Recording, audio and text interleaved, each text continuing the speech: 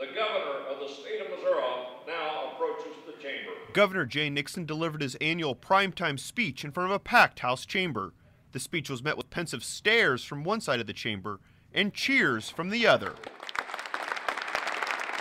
Job creation and balancing the state's budget dominated Nixon's speech.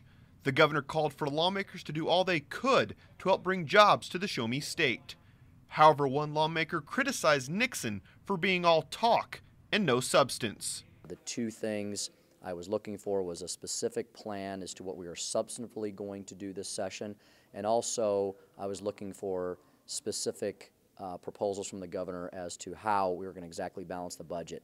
And with the exception of a couple of items I wrote down, I did not see any specifics in either of those categories. On the other side of the aisle, the House's top Democrat was pleased with Nixon's primetime speech. I think that he did a good job talking about the things that I definitely have been talking about, whether it be the budget, job creation, economic development, and education. And I think those three things are going to basically monopolize most of the time that we spend down here this year. Many lawmakers were anxious to hear the governor's remarks regarding the state's operating budget, specifically how he recommends attacking the state's budget shortfall. Nixon announced cuts to state workers and higher education while increasing funds for K-12 education. However, Jones wanted to know more.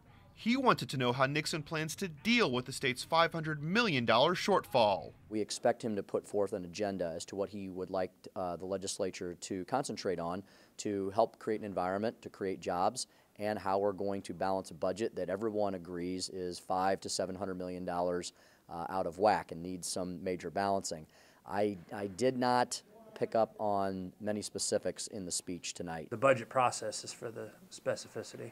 When he gives the budget to everybody, then we'll see exactly what he wanted, and these are the highlights that he wants to talk about. And with the balanced budget I present tonight.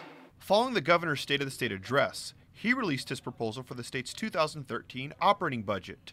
All eyes now turn to the General Assembly, as lawmakers must truly agree and finally pass the state's budget by the May 11th constitutional deadline. Reporting from the state capitol, I'm Jonathan Lorenz.